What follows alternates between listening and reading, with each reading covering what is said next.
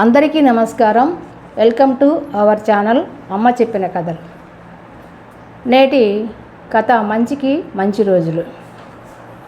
ఆనందపురం అనే గ్రామంలో విజయుడు అనే యువకుడు తన తల్లితో పాటు జీవించేవాడు. పాపం అతను చాలా పేదవాడు, కానీ చాలా మంచివాడు.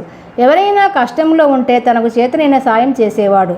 తన గ్రామానికి చాలా దూరంగా ఉన్న రాజధానికి వెళ్ళి కష్టపడి పనిచేసి కొంత ధనమును సంపాదించి దానితో తల్లిని సుఖ సంతోషాలలో ఉంచాలని అనుకున్నాడు.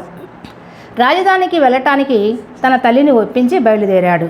అతని తల్లి మార్గమధ్యంలో తినటానికి అతని కోసం రొట్టెలు చేసి ఇచ్చి విజయుడికి ఎన్నో జాగ్రత్తలు చెప్పి క్షేమంగా వెళ్ళి లాభంగా రమ్మని దీవించి పంపింది. మార్గమధ్యంలో అతనికి ఒక అడవి తగిలింది. ఆ అడవిలో ఒక చెట్టు క్రింద కూర్చొని రొట్టెలు తిందామనుకున్నాడు. ఇంతలో అక్కడకు ఒక ముసలివాడు వచ్చాడు. ఆకలి వేస్తున్నది, ఏమైనా ఆహారం ఉంటే పెట్టు బాబు అని విజయుడిని అడిగాడు ఆ ముసలి వ్యక్తి. విజయుడికి అతన్ని చూసి జాలి అనిపించి ఆ రొట్టెలను తీసుకో అంటూ తను తెచ్చుకున్న రొట్టెలను ఆ ముసలివానికి ఇచ్చాడు. ఆ ముసలి వ్యక్తి రొట్టెలను తీసుకుని తింటూ, బాబు తాగటానికి నీళ్ళేమైనా ఉంటే ఇస్తావా అని అడిగాడు. అప్పుడు విజయుడు తన వద్దనున్న మంచినీరు ఉన్న ముంతను ఇచ్చాడు. ముసలి వ్యక్తి ఆ ముంతలోని నీరుని త్రాగి ఇంకా కాస్త మంచినీరు కావాలి అని అడిగాడు. విజయుడు ముంతను తీసుకొని మంచినీటి కోసం బయలుదేరాడు. అతను ఆ అడవిలో వెతకగా ఒక నీటి సరస్సు కనిపించింది. విజయుడు తన వద్దనున్న ముంతలో నీరు పట్టుకొని ముసలి వ్యక్తికి దగ్గరకు బయలుదేరాడు.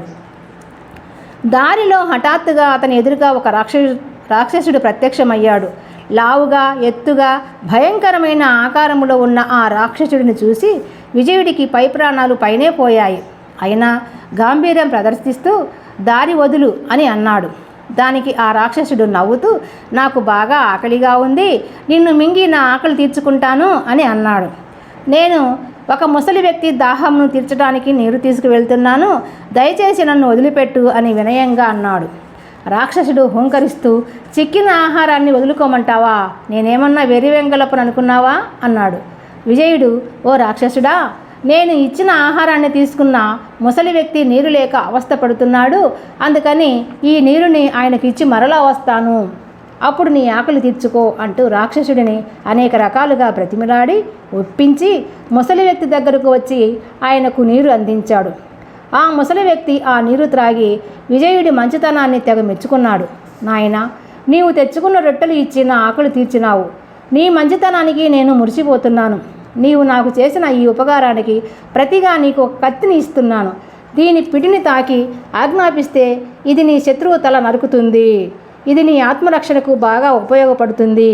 ఇది నా దగ్గర కన్నా నీ దగ్గర ఉండటమే ఉత్తమం అంటూ విజయుడికి కత్తిని ఇచ్చి తన దారిన తాను వెళ్ళిపోయాడు ముసలి వ్యక్తి. విజయుడు కత్తిని తీసుకుని రాక్షసుని వద్దకు వచ్చాడు. రాక్షసుడు తన దగ్గరకు వచ్చిన విజయుడిని చూసి ఆశ్చర్యపోయాడు. విజయుడు రాక్షసునితో తన వద్దనున్న కత్తి సంగతి చెప్పి దానిని రాక్షసుడికి ఇచ్చాడు. తరువాత తనను ఆహారంగా తీసుకోమని చెప్పాడు. కత్తితో తనను చంపడానికి అవకాశం ఉండి కూడా తనను చంపకుండా వదిలిన విజయుడిని చూసి ఆశ్చర్యపోయాడు. పైగా తాను ఇచ్చిన మాట ప్రకారం తాను చనిపోవడానికి సిద్ధపడిన విజయుడిని చూసి రాక్షసుడి హృదయం కరిగిపోయింది. అతను విజయుడిని కౌగిలించుకొని, ఈ రోజు నుండి మనమిద్దరం మిత్రులం. నీవు నన్ను తలచిన మరుక్షణమే నీ ముందు ఉంటాను. ఈ కత్తిని నీ దగ్గరే జాగ్రత్తగా ఉంచుకో అంటూ విజయుడికి కత్తిని ఇచ్చి మాయమైపోయాడు. విజయుడు రాజధాని చేరుకునేసరికి ఆ నగరమంతా భయంకరంగా ఉంది. రాజుగారి మంత్రి కుట్ర చేసి మహారాజును రాజకుటుంబాన్ని బంధించి తానే రాజుగా ప్రకటించుకున్నాడు. తనకు వ్యతిరేకంగా ఉన్న వారందరినీ చంపించాడు. ఇది అన్యాయం అని ఎవరైనా ప్రశ్నిస్తే వారికి కొరడా దెబ్బలు బహుమానంగా ఇస్తున్నాడు. ప్రతిరోజు తన విందులకు వినోదాలకు ప్రజల నుండి పన్నులు బలవంతంగా వసూలు చేస్తున్నాడు. మంత్రి చేస్తున్న ఆగడాలు విన్న విజయుడు ఆవేశంగా మహారాజు గారి దర్బారుకు వెళ్ళాడు. మంత్రిని నిండు సభలో నిలదీశాడు. ప్రజలను కన్నబిడ్డల వలె చూడమని హితవు చెప్పాడు. ఒక పల్లెటూరు నుండి వచ్చిన వ్యక్తి తనను నిలదీయటంతో మంత్రికి తీవ్ర ఆగ్రహం వచ్చింది.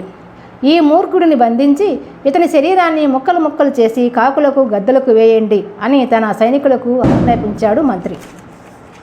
విజయుడు వెంటనే కత్తిపిడిని తాకి ఈ దుర్మార్గ మంత్రి తలని నరికేయ్ అని ఆదేశించాడు. దానితో ఆ కత్తి వెళ్ళి మంత్రి తల నరికింది. విజయుడు రాక్షసుడిని తలుచుకున్నాడు. వెంటనే రాక్షసుడు ప్రత్యక్షమై, ఏమిటి విజయ, ఏమైంది అని అడిగాడు. అప్పుడు విజయుడు, మిత్రమా, ఇదిగో నీకు ఆహారం, తీసుకొని ఆరగించు అంటూ తన మీదకు దాడికి దిగిన వారిని చూపించాడు. రాక్షసుడు పెద్దగా హుంకరిస్తూ వారందరినీ మింగేశాడు. దుష్టుడైన మంత్రి, రాజభటులు మరణించినందుకు ప్రజలంతా ఎంతో ఆనందపడ్డారు. బంధవిముక్తుడైన మహారాజు విజయుడిని మెచ్చుకొని తన కుమార్తెని ఇచ్చి వివాహం చేశాడు. విజయుడికి పట్టాభిషేకం చేశాడు. విజయుడు ప్రజలను కన్నబిడ్డల వలె చూశాడు. తనకున్న మంచితనంతో అభివృద్ధిని సాధించి తన తల్లికి సుఖవంతమైన జీవితం చూపెట్టాడు. ఇదండి ఈనాటి కథ. ఈ కథ మీకు నచ్చినట్లయితే లైక్ చేయండి, షేర్ చేయండి, సబ్స్క్రైబ్ చేసుకోండి.